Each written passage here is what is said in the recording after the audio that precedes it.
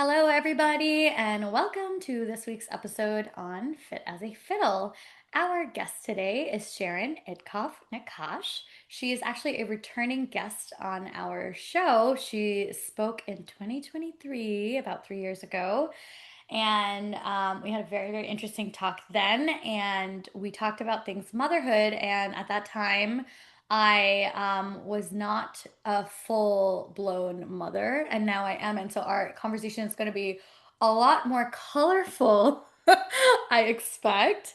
To give you guys a little background, Sharon is a perinatal art therapist. She has 15 years of clinical experience, and she loves supporting people who identify as caregivers, both professionally and personally. And she recently has launched a book and lots of really, really, really awesome things. But since she's the expert on what she has been up to over the last couple of years, Sharon, without further ado, welcome to the show and tell us about what's going on. Thank you so much. Hi, everybody. Thanks for having me back. It's been a whirlwind 3 years.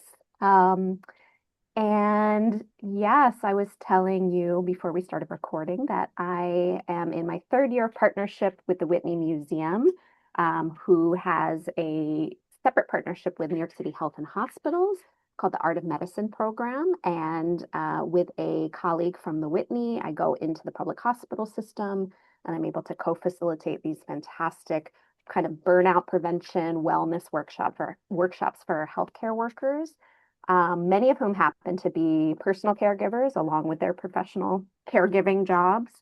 And it's just so incredibly rewarding. We get to use artwork that's already at the facility to inspire these really dynamic sessions around mindfulness, stress management, getting creative, and trying to kind of rehumanize the healthcare space. So it complements my private work really nicely because I'm all about taking care of the caregivers, and my practice is mostly around perinatal individuals. So from the moment they consider having a baby to all the way through pregnancy, postpartum, parenting stress. And now I've also gotten more referrals through for like perimenopause and kind of women's health Mm. journey. So that's a newer passion. Um, so yeah, it's really incredible work that continues to kind of evolve and complement. I absolutely love that. I would also love for listeners to know a little bit about your book and what that's all about, too. Thank you for reminding me. So last year, I finally birthed a participatory perinatal picture book. I know that's a mouthful, but one of a kind. It's called The Days Before I Met You, a creative space honoring the birth of a parent. And it was my own example of art as therapy. It was actually created from a kind of creative project I made while I was pregnant and struggling in my first pregnancy, and had just a lot of anxiety, dealing with a lot of life changes, and made some drawings and poems. And several years later, once my now baby was, I guess, became a toddler, I was ready to kind of turn it into a book and make it more of a workbook where folks can be inspired by my story and then have some kind of reflective questions and processing to make space for their own experience, whether it's through journaling or drawing or poetry, because there's a lot of ambivalence around the life stage and there's not a lot of space to process it. And there's not a lot of like hands-on tools to just sort of name it, especially for pregnancy, which we can circle back to this anytime because I know this is the work you do as well. But for a lot of folks, it's especially first-time pregnant people, it's kind of a passive time other than going to appointments, or maybe you're very busy with a baby shower, but the locus of control feels very like external, like things are happening to you. And so I'm all about kind of reclaiming it to an internal locus of control. And okay, let me tune into my thoughts, reactions, reflections, inspiration, what's happening within me, and how can I kind of art, not even maybe chronicle this experience, and make meaning from it so that it's something I can, whether it's I want to share with my child in the future or it's just part of my matrescence becoming of a mother journey that I want to archive. I really love that. I'm going to make a quick comment on art in general. So I grew up drawing, painting, coloring, doing things. Went to art classes when I was really small. ended up doing like a whole bunch of art classes in like college and high school and college, did AP art and like submitted a portfolio. My mom had written an application for me. I lived in the DC area to this place called Wolf Trap, which is like a just like a cultural center. I learned my first oil paints there, and I like really connected a lot with art and dance and music. That was like my childhood. And I just like, we'll do like the very small charcoal drawing here and there over the last like 15 years or so, but really not anything to the capacity as I did when I was much younger. And so just last year, at the end of the year, I went to go visit my brother who lives in LA, and his wife was pregnant at the time, and he was like, "Can you make a painting for the baby's room?" My parents' entire house is covered with my drawings and paintings. Like that's the only artwork that they have up. So he's like, "Can you make one for the baby?" Because I was like, "What do you guys want?" He's like, "Make a painting for the baby's room." I'm like, "Dude, I like literally have not done that in like so long. Are you sure you want me to make a painting? Like, don't you want me to make like $1,000 Target run for you right now? Like, isn't that more effective of our time and resources?" He's like, "No, make the painting." So I ordered all the paints, and I we were there for a week, and I remember I like set it up, and I sat in front of the empty canvas, and I was like, "Hi friend." And I like literally said, "Hi friend." Like, it feels like, we should, kind of take off right where we left off, but this feels like really weird. It's almost like we're dating again. I was like having this conversation with this empty canvas. And then I picked it up, and then I started painting. And then my mom comes in like 6 hours later, and she's like, "You need to eat lunch." And I'm like, literally, I'm not hungry. And it's like not lunchtime. And that's when I looked at my watch, and 6 hours had passed. And I didn't know that 6 hours had passed. I wasn't hungry. I like hadn't used the bathroom. I was like in the garage because I didn't want my toddler to see that I was doing that, because there would be no more painting at that point because she would be too interested in doing it herself.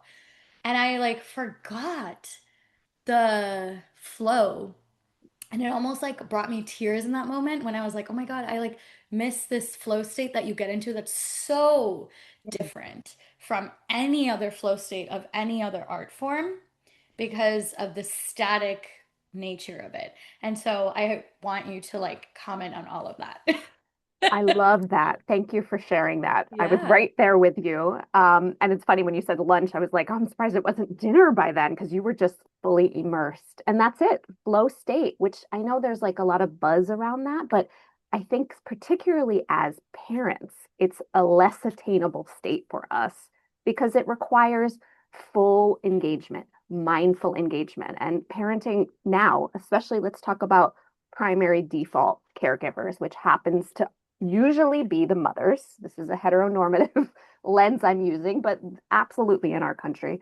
Mothers are constantly interrupted, distracted, multitasking. How are we supposed to be able to tap into that? It seems like you sunk back, like right back in. It almost sort of just like you started using an old muscle, you know? So like you had it in you, which I believe we all do. But it can be harder to access that and make space for it.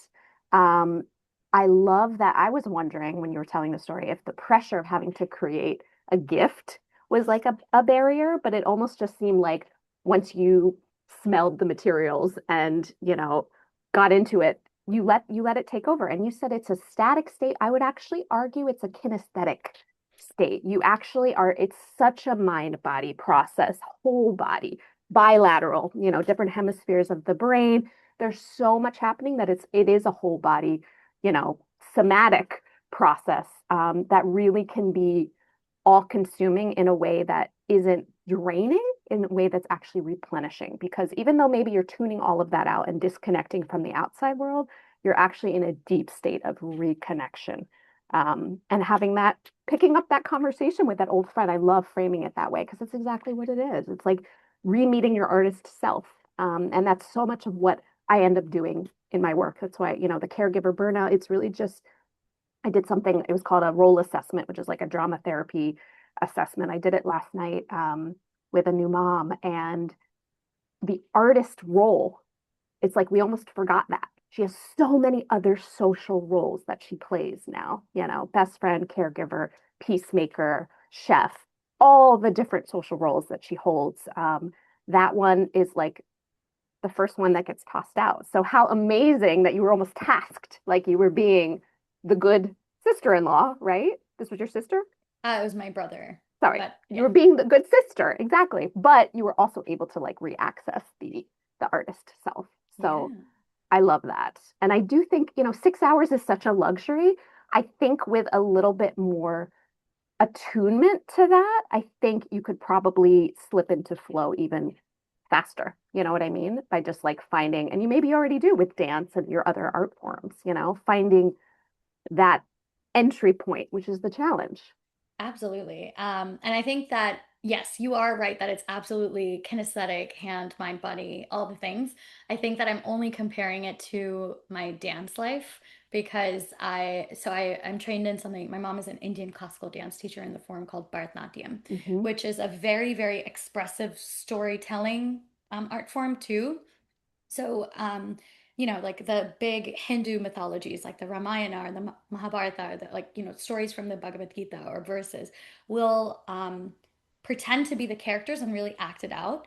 And so it's very, very like you turn into somebody who's like a weeping person on the floor, and then Mm, suddenly you'll roll around and you'll be the king that's supposed to be like saving this person. And it's very emotional and connected. And I've gotten into flow state with that my whole life. mm, And so that flow state compared to like the following week when I'll be in art class when I was in high school, for example, and I would just sit there and I would focus and I'd be in one place. good point. Um, I think the energies were just different for me. I think the physical, facial emotions and the going into a story and enacting the story and like flying across the stage and doing big jumps and movements Yes. was a different kind of kinesthetic experience compared to like the you just need to sit in one place basically for a little bit of time, and my brain was obviously working in different ways. So that's why I say it was static, but it truly is not. I think it was just in comparison.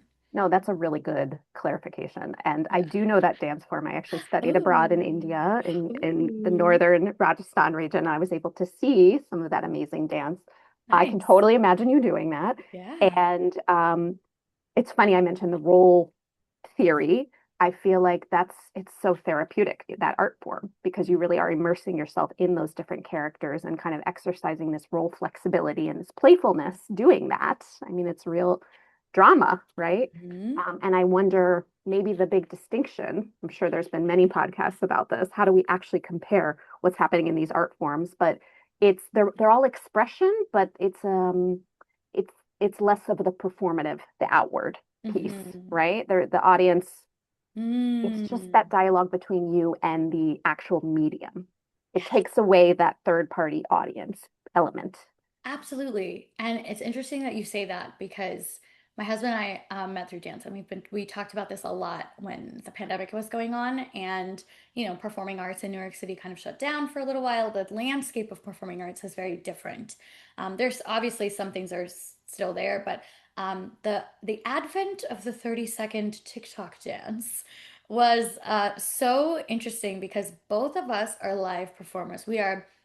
I need a stage. It doesn't even have to be a stage. It could be an open field, but I need like a couple hundred people, lights, camera, action. I need a loud applause. I need some Mm. reaction. And so we're both dancers, and he was very, very prominent back in the day. He had like a very big dance company, went on So You Think You Can Dance, like won a Wow. competitions and prizes. It's like big part of both of our lives, which is how we Yeah. connected. And we both tried dabbling in this 30-second TikTok nonsense for like, not sorry, it's not nonsense for anybody who really does that. It excels, makes a lot of money, and like really more power to you.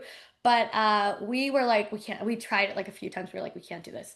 I cannot possibly sit there and like record this like catchy, like repetitive, it's not like creative choreography because it's copycat choreography, and then do it for 30 seconds and then wait to get every time we get a notification for it to be an applause. Mm. It's applause. And then it's applause. We're like, It's no, no, no. asynchronous. Yeah. Yes. Yeah. And then we were like, that idea with combining my love and passion for being in the moment to perform with people versus my love and passion to like sit there and draw, and like all it really went on is like my parents' wall, or like I had like one small gallery in DC for like a hot second. That was like it. But it wasn't like really for anyone. It was just for me. 100%. Yep. you And know? there's an intimacy about that. Absolutely. Yeah. And I think the interpersonal piece, I mean, you were still connected. You were connecting to your brother. It was a gift for the baby to be. I mean, it's still related. And I think that can be part of the flow state and the motivation as especially mother. We're relational, right? Hmm. Um, but yeah, really good point about, getting that kind of collaborative, dynamic audience feedback versus you're really just it's like interoception, right? You're really just tuning into your own like body cues and or in some ways it can feel almost like out of body, but it's I don't know, it's such an interesting exchange, right? Because you're just externalizing whatever's in here and putting it out there. So Yeah. the field of neuroaesthetics has evolved and it is trying to measure what happens in the body when we create through dance, Mm. poetry, art. Um, and it's very exciting, but interestingly, it's complex. It's hard to measure because every art form has its own physiological benefit and nuance, based on environment and mood and it's complex, which is also, I think this was our last podcast, just talking about sort of the gray area, why it can be hard to quantify, hard to measure, hard to explain, but it's this kind of invaluable experience. And it's our birthright as humans to just express and create. It's what we do. And somehow I think we lose that um, along the way. Yeah, I want to actually comment on that, and then I think it's a good transition into talking about consumption culture in general, and your thoughts on it. But I know we were talking about how I was like trying to meet an old friend, but like everybody is when they sit in front of a art that's like physical, drawing, painting, coloring, paper macheing, whatever it is, when it's like that kind of an art form because everyone did it when they were kids, right? And Mhm. like there's almost like no kid on the planet who like even if you didn't have access to all the things that a first world countries has with like all the different various mediums and this and like my daughter has so many things I like never had. There's like Oh, yeah. not to product place or anything. There's like the Waterworks thing by Crayola and it's like the best thing for It's flights. They incredible, did the not pay me to supplies. say this. Incredible supplies we have now for children. I agree. Yeah. And we had the basic crayons, the basic chalk. I mean, Exactly. And like yeah. if anything, we would just like use like I remember my dad used to eat pistachios and I would just take the shells from the pistachios and just glue them onto paper and make designs out of them because we didn't always have the money to like get new crayons the second like the first batch broke. And so my point is that we all have that childhood inner expression of creativity, and we're often told to stunt that to create rigid structures and limit creativity so that we can, you know, have or like kind of ways of organizing our lives and organizing our careers and organizing our academics. And so, how does that relate it to the concept of consumption culture? Because consuming in some way is the opposite of creating in some ways. So I'm just curious what your thoughts are on that concept. Yeah, my mind is running a mile. I have so much I want to say about it. I'll tell you a little bit of personal history because I grew up making art, and I was very privileged to always have all the art kits, art supplies, be enrolled in the ceramics class, all the things, because my parents saw I was into it. And I was the only girl. And I was the girl that could sit for hours just coloring in her room. And so, with two other boys running around, I'm sure I was the good daughter. Um, and I think I was lucky that my parents really just encouraged me to keep nurturing that craft and just staying creative. And so I was able to become a creative professional and integrate it into my work. I think partially because my parents they didn't have the financial luxury and the privilege of doing a creative field, so it became something sort of inherited. For me, it was valued. And I think just to speak to, what happens as we get older, especially with capitalism, I think if there isn't this product that's able to be commodified, it's not always as valued. Just sort of this ability to be resourceful and process and create and externalize whatever is available to us. I think that the focus becomes how can you market it? What can you make from it? And those are creative skills for sure in and of themselves.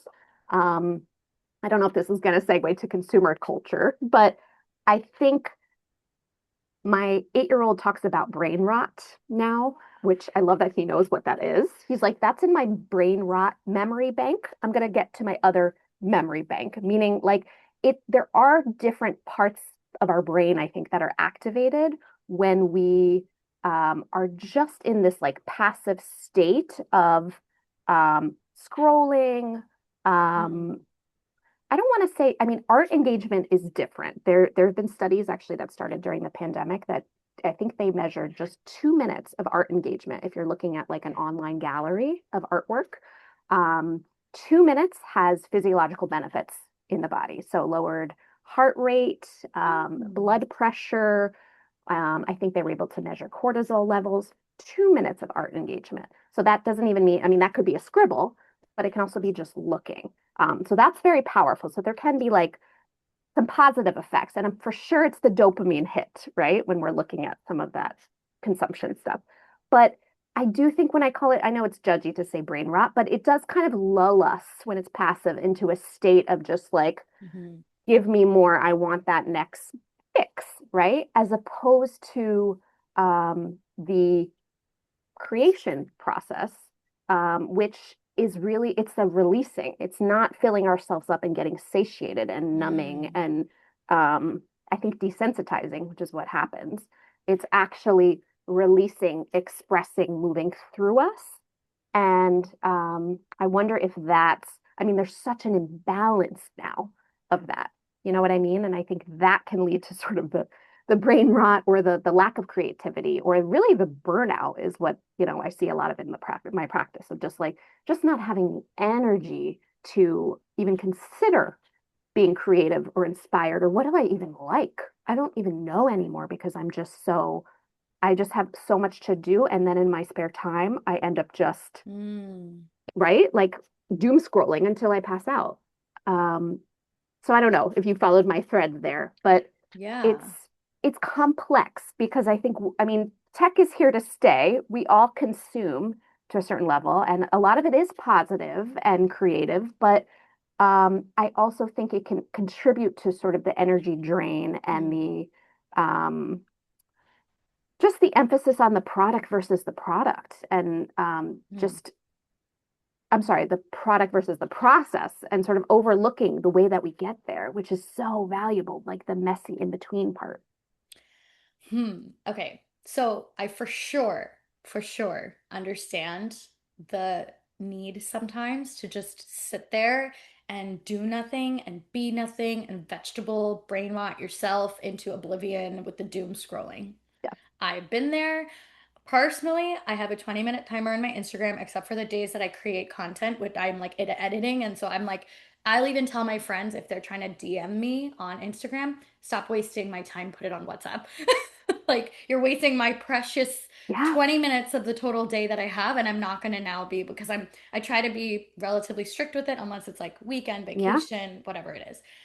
Or just like I need this and I deserve this right now because I haven't had 3 minutes to myself. I don't sure. watch TV. I don't do anything. Like my time to de-stress is exercise, spending time with my family and friends, and then occasional doom scrolls, right? At this point in my life and career, I can only talk about the last like 24 months of my life. Hmm. A before and after baby, for sure. Exactly.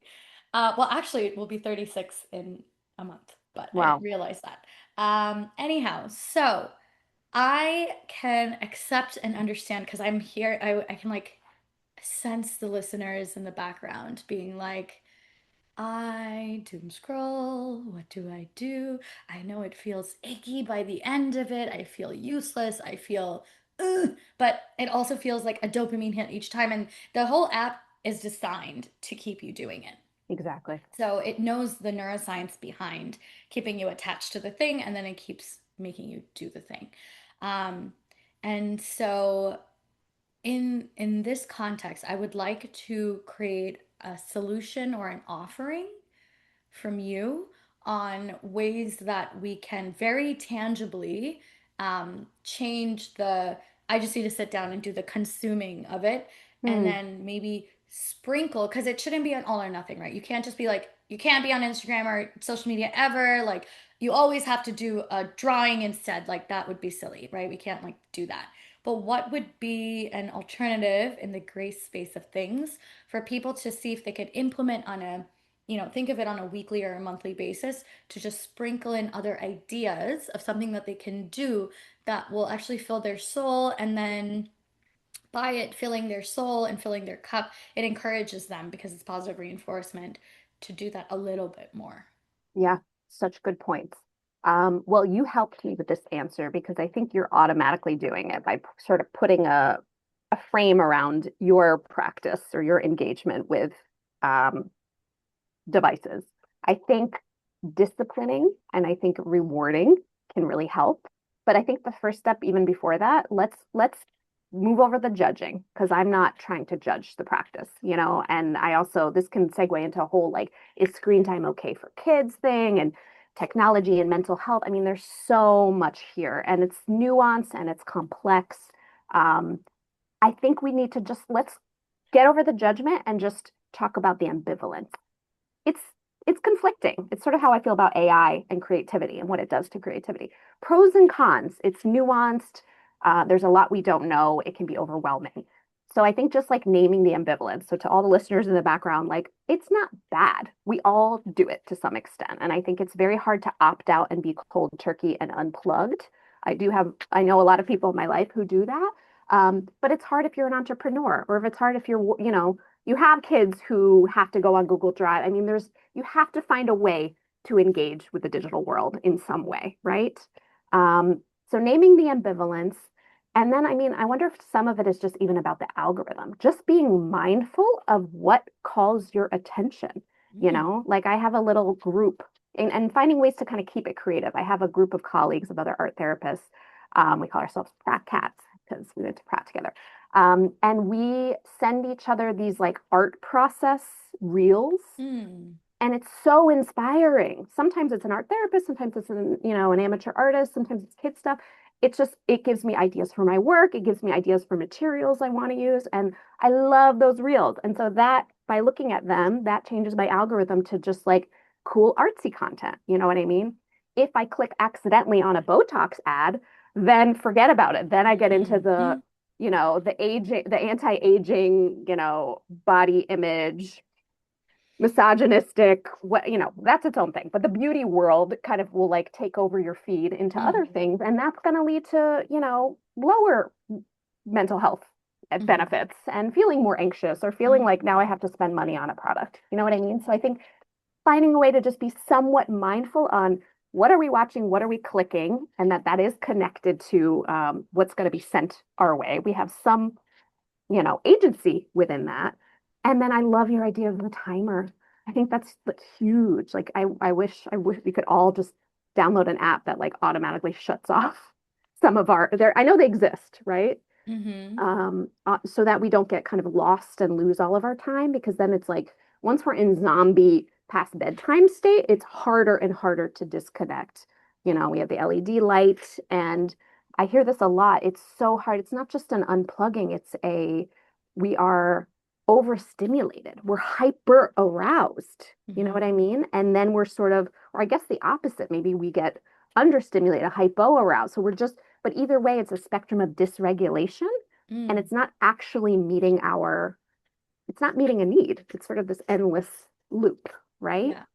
So in terms of solutions, I think that's what I can offer, a mindfulness, a naming it, a little bit of agency in what we consume, right? Mm-hmm. And how it makes us feel. Mm. Um, and then I wonder if there's a way to, and I haven't quite figured this out myself, but there is something about the constant taking in of content and the constant like passivity and the receiving of all of the information that I really think is not beneficial for us. I think that adds to the overstimulation. I really think it needs to go somewhere after. So like what if it's a practice of like when you finally put down the phone and put it in another room, which can be really helpful when you're trying to disconnect, like go put it in your charger that's in the other room. Um, you like do a little shake it off. I mean, that's something I do in between sessions. Like you physically get back into your body and you're like, okay, or like get some friction going with your hands. Like do a little bit of a somatic practice to just sort of like tune you back into the moment and yourself and your body. As an art therapist, I could say maybe you do a little scribble or a little journaling if you feel actually like if you have a journal practice and you feel inspired by something you saw. Um, but really, I'll make more conceptual um, recommendations. I think just keeping in mind that in order to combat some of this consumer culture burnout, I think we need to get back into places of introspection, rest, refueling, and that cannot happen when we're fully plugged in, you know? So kind of manifesting those goals because we need an outlet. We need to prioritize leisure, rest, in a less connected to technology way, in a more get outside without a device or sit in front of your canvas in the garage with the door locked kind of way, you know? Hmm. Because I really think, I mean, this is what I talk about in the workshops with the healthcare workers who are just beyond busy, beyond burnt out. They don't have the luxury of the time. You know what I mean? Um, I think just keeping in mind spaces to play, experiment, movement as medicine, finding joy, connection, leisure, rest, and just like putting them as pillars of, you know, mental health pillars, and trying to strive towards them as opposed to, um, I don't know, losing ourselves, which I think is what we do. We Hmm. dissociate a little bit into the apps, and that can feel in the moment like a nice escape, but it's hard to find ourselves again afterward, I think, you Yeah. know? And I think that's also that like icky feeling that you get sometimes when it's like when you eat the whole bag of potato chips and like it feels good while you're doing it, but then after it never really feels good. Exactly. Or the whole bar of chocolate, or it's like same We thing with lost like, control or something. yeah, you lost Yeah. control and you like couldn't stop the scroll or you couldn't stop the chip or you Yep. couldn't whatever that when done in excess, behavior becomes negative, right? And like Exactly. small dosages, there's nothing negative about it. But in large quantities, that's when it becomes a problem. Exactly. Um, I was smiling profusely when you were talking about algorithms because now I have to reference my brother twice in my podcast, which he's going to be thrilled about. I've never spoken about my brother ever. So I'm going to have to send him this episode and be like, dude, you came up twice in this. So, like, I mentioned mine too. This, yeah, you know, love to the celebrity. brothers. But he floods, we always joke about this, but he truly is like the reason I have an algorithm that looks the way that it does. That's not mine, that's his, because of the number of groups and on Instagram that we are mutually in with various different, like we have like one with the certain kind of cousins and one with another kind of cousins, one this kind of friend group, that Yeah, kind of childhood friend group. It's so funny, but he's like always like sending things to all of us that we're always just like shaking our head about. But anyhow, um, yes, I think that what you said about the tangible strategies as you were talking put a thought into my head. As a toddler mom, I often will present to my daughter different options for things that she can do instead of the thing that we can't do because we physically can't do that thing. So like she'll be like, "Oh, I want to go visit my baby nephew in LA." I'm like, or I want to go meet Mickey Mouse again in Disneyland. I'm like, "We are currently in the East Coast. This is not an option. We have lots of other really fun options." And then I'll present the options to her. And so I was thinking, like, as adults, right? Like, we have the ability to consciously use our executive function to regulate. And we do have choices, right? Like we make choices every day and we have we most of the time as functioning adults make pretty good choices. Like we do show up to work and you did log into the Zoom right now and I will make sure that I pick up my daughter from school. Like we do the right things most of the time. And I feel like when it comes to specifically this consumption culture and what we're talking about in terms of art therapy or just therapies and expression in general, I feel like we could, and I'm going to try this week and see how it goes for me. But when I do feel like, okay, I just want to sit here and doom scroll for like the 8 minutes that I have left on my timer setting, um, as I'm about to fall asleep, which is terrible sleep hygiene, by the way. Of course, I know that. But I just want to get through my unread messages because I have OCD and I need the unread messages to be read. Symmetry. I get Yes. it. Clean it out for sure. Right. Yeah. But instead, and I do this sometimes, but I'll be like, okay, instead of that, because you didn't get your butt to the gym this morning, because of whatever it was, why don't you go ahead and do like a couple of like sit-ups and a couple push-ups and a couple squats and do like your little yoga flow that I have my very specific routine that I do, and I will always feel better. I will always sleep better. And so that's like a kinesthetic movement idea. Yep. But when it comes to art, right, it's kind of hard because you can't just like drop down and do it because you need the supply, like you need at Hmm. least a piece of paper and a pencil, at least, right? You Hmm. need some medium to do the expression. So I'm going to give an idea because I was thinking about this as you were talking, but maybe I'll put an adult coloring book and hide it underneath a bunch of books that my daughter will never want to look at with like a few colored pencils and be able to like pull that out as another option Hmm. to do in bed right before going to bed. I like that. Well, that's why I mentioned the journaling. If like you happen to have a dream journal nearby and you reach for it, yeah, I know. I can't do it. I've tried so many times in my life and it's I not my love, thing. I think the adult, yes, because you're talking about decompressing. And, Yeah. I want to say destimulate. That's not a word, but you know what I'm talking about. Yes. I wonder too, let's go back to that little statistics that I love so much about just needing the 2 minutes. If it's about the art engagement and, that can be passive too. What if it's like, do you have a book of photography and like nice images that you can pick up and look at before bed, Mm. or just something where it's using, you're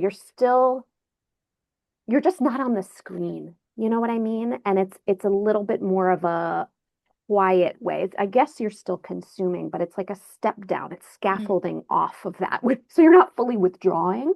Hmm. Just because that's a good point, and that can be a challenge. And that's actually so with a lot of the moms I work with, I'm virtual. We don't always make, we don't always tangibly make. We talk about dreams. We use metaphors. We're using that creative part of our brain. We don't always have to actually kinesthetically release it out of our body. That's very valuable when we can. That's the goal. But if not, there are still other ways to express it and like almost like visually express it.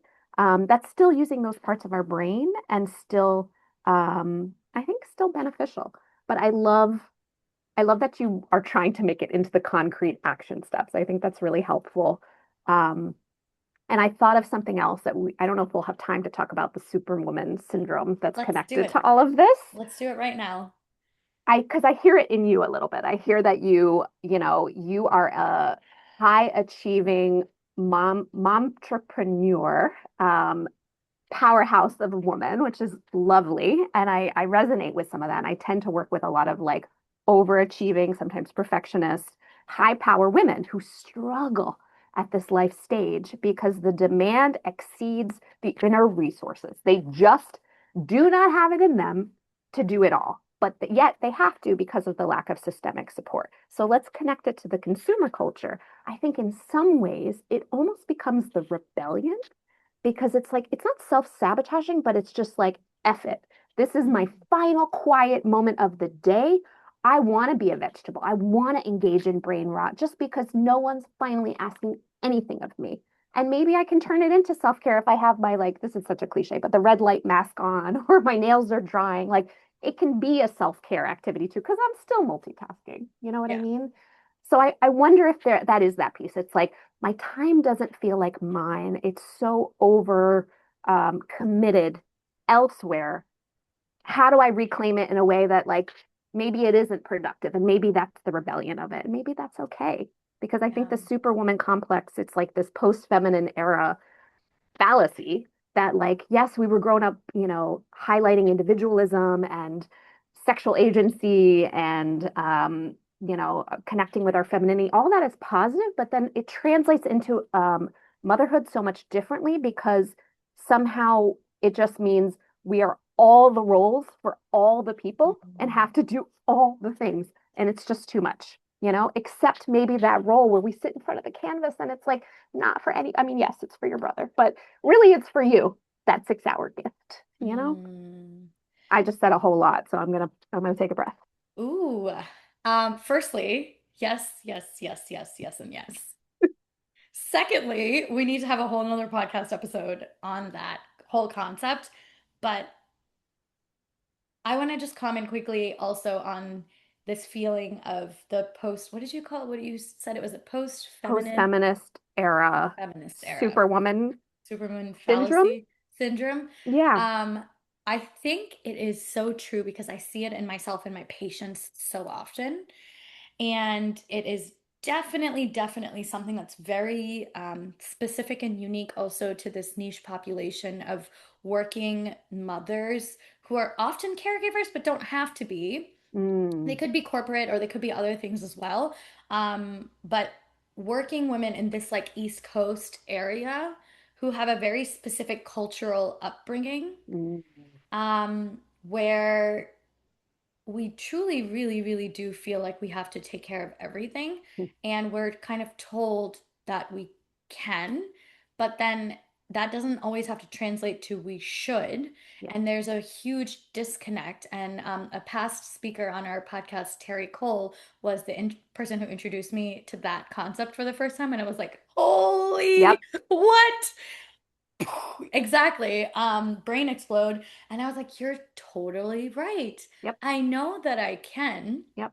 but I don't have to. Like it, Yep. I do, this happens every time when someone spends the night and I see the guest bedroom bed needs to be washed and changed.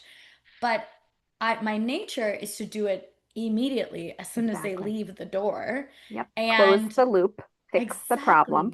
exactly. Totally. Exactly. I Yep. just want, like, I dropped off my daughter at school and took the winter change of clothes and winter hat and gloves out of the cubby. I put it in the bag.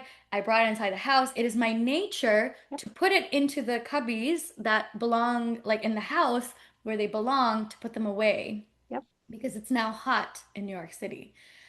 In like literally the last 4 or 5, like 40 Exactly. seconds, it's I become did the hot. whole wardrobe change this Yeah, week. That wasn't on my agenda, but yes, I exactly. took care of it as well because that is what we do. That is Are what we we conditioned do. that way or is that our natural state? A little combo. A little combo. And I think that what has helped me a lot is I actively go, I am leaving the guest bedroom Mm, exactly as it is until I do other things that are more important and fill my cup in a different way. mm. Or it is more important that I read our topic for today and pulled up our Zoom and had something to eat, even though I was multitasking the whole time and opening mail and Yep, also putting away my daughter's breakfast at the same time. But that was all more important than like putting away the winter exactly. hat. I am And so with you on this. Exactly. Yes. but I have been training myself recently. This is Hmm. all new habits. I'm not skilled at this. I have to consciously think about it, but it's this like rebellion against the superwoman syndrome and the rebellion against that I need to I am not going to do it. Yes. End of story. I am choosing not to, and I am giving myself permission not to. And it doesn't make me a bad mom or wife with a messy house because we're up against these like internalized standards that we're trying to always meet. Like I have that thing too. I'm the default parent, and for some reason, I like to have my house in perfect order by Hmm. the time my husband comes home. What is that? I am not a trad wife or what, like, I don't know where that comes from, but Yeah, for some reason, I do like a clean space. That does bring same. me peace of mind. That's fine. But if it becomes this somehow overly critical, almost like manic um, obsession that it Hmm. has to get done and it gets in the way of moving my body, hydrating, doing important other work, it's like this a conflict that happens around priorities. And I think, Hmm. when is it all ever going to get done? That's my other question. For a Yeah. mom, never, nor do we want it to get done. The kid's always going to kind of need something from us, at least at this era of intensive mothering when they're little. Hmm. So, how do we just sort of embrace the to-do list is going to be there? And so, yeah, we have to find a way to to rank it in order and to just put a pause on it, like you said, I love the verbalizing. I am doing this now. This is staying. So it's like, it's somehow naming the anxiety around it too, because a lot of that's underneath, right? Of Hmm. just like, let's just um, you know, what is it? Let's do the behavior so it's no longer just attention, right? So I think that's a way to just sort of put it here. I see you, and I am pivoting here and I'm closing the door. Or like sometimes I just put things in piles where I'm just like, there, it's sort of organized, but that's that pile. And I just can't get to that right now because I could, but I'm not going to, right? Just because I can doesn't mean I should. I did a whole holiday season post around that. And that was so revelatory for me when I came up. I didn't come up with it, but when I found that statement for myself, because of Hmm. course we can, right? We are capable, incredible women who have been blessed with resources. So yes, we can. But do we have to? And like, who is it actually benefiting now? Yeah. I'm gonna just share something really embarrassing in the hope that whoever is listening also like resonates if they have something as equally or more embarrassing. When my daughter was first born, and we got like all these baby books that people would gift us, and we got her a couple of books, and so she had like one shelf at that time. Now she has multiple, but one shelf of baby books, and every single freaking night, I had this weird obsession with organizing it by height and author to make sure that it was put away. And that was like cathartic to me. But I also was like, within the first month or two postpartum, I had my mom for the first month. I was not treating and working actively. I had the time and space to do it. And it felt like a expression of organization that made me feel almost like it was like an art, it was like a little artistic kinesthetic doing this thing. Yep, And I would always pride myself when it got done in like the most beautiful way quickly because I'd have to find all the books and then put them away. And it was like this little thing. Fast forward right now where we are is it's sideways, it's underneath the bed, it's inside the couch cushions. Like I actually have no idea. Sometimes it's under our bed. Like who knows where the books are. yep, And so sometimes I'll do this like end of the day, just grab all the books and put it on top of the dining table because it's going to get put away later or she's just going to take it from that pile. But I just show that as growth because I never thought I would do that. And I always kind of in the back of my head, I think thought if I become that person, it equates to me being disorganized and clumsy and not taking care of her space. Meanwhile, like anybody who knows me, it's like neurotic about the taking care of the space. But it's like this one example of how something that seemingly is an expression of of care when you have the time, space, and energy to do it, and it makes you feel good versus it turns into this crazy thing and yes, it no longer needs to be that way. And now I give exactly. myself the permission to keep things the way that they are because absolutely nobody is grading me on this. Yep, And my husband would rather see me for an extra 5 minutes at the end of the night to whatever we need to talk about or hug each other or, yep, whatever, like, do the dishes together. I don't know, whatever it is. yeah. So just, yeah, throwing that out there as I a. love that. Yes. And I think, I mean, you're talking really about self-compassion and being a Mhm. little bit more flexible with your sense of self and these internalized concepts of like what's good behavior, what's bad behavior, and how do we separate I am good, I am bad. It's the same thing we talk to our toddlers about, right? From the behavior. It's true. It's really true. Yeah, I think that is a lot of growth. Yeah. And I'm working on managing my messes too. And also just keeping in mind of like, this is just a me thing, right? Like, who does this actually influence in the world? Sometimes I'm the one that needs it to be. My husband, he appreciates kind of the clean house, but like, some days it's just going to be a different level of cleanliness and that needs to be okay. Or it's just going to be the hot mess. Or if I was out in the hospital all day, like, it is what it is. And I think the self-compassion and I love how you said, maybe it doesn't have to be the same level of perfection in terms of the organization, but just the recognizing our own effort and worth regardless, and just like acknowledging that of like, you know what? I did X, Y, and Z today, and it wasn't the whole alphabet, but I'm proud of what I did. And, I had a little less to give today, and that counts, So sort of acknowledging regardless of the outcome. The effort was still made. And I think that's also what feeds the superwoman complex. It's like there's always going to be that invisible labor that has to keep the world always needs continuing fixing, right? Like we cannot save the whole world. We cannot do it all. We have to sort of pick and choose, set boundaries, and then call it a day? Absolutely. And I think what I'm most excited about is because I'm still in the process of personally figuring this out, coming back to this episode, like years from now and being like, what am I doing now that looks different in any way? Because hopefully it looks different and hopefully it looks different in the right ways. because these stories are like coming from a very deep sentiment of, like you said, this whole like keeping the house clean before your husband comes home. Like where did that come from? There's all these things where you're just doing this automatic, slightly, nurture versus nature, conditioned versus part of who you are. This mix up things, and I think a lot of it is, of course, self-compassion and then conscious behavioring, conscious Yes. acting, conscious doing, because we go on this autopilot and we just kind of like do, and then we're not thinking about how we're doing things. And we have to think about how what we do makes us feel. Yes. And that comes from self-awareness and some kind of internal work, understanding and reflecting, which is why everyone should work with Sharon. So please, Sharon, tell us, how can people work with you? Oh, thank you very much. Perfect segue. So, my practice, I'm virtual in New York and New Jersey. So, anyone residing in those areas, feel free to reach out. My practice is called Co-Create Art Therapy. I do specialize in perinatal mental health, but I also work with a lot of creatives around life's transitions, highly sensitive people, perfectionists. Art therapy is a trauma-informed, evidence-based practice that really can be useful for so many folks. But my website's Co-Create Art Therapy. I'm also on Instagram. My book, Days Before I Met You, if you're interested, is on Amazon. Um, and I think that's it. I think that's the way. I would love to hear from you. And thank you for allowing me to talk about these topics with you today. It's so exciting to kind of look back 3 years ago to now, and so much of it feels so relevant. And it's, what a gift that we get to sort of have our own personal growth as we support others in these massive life stage transitions.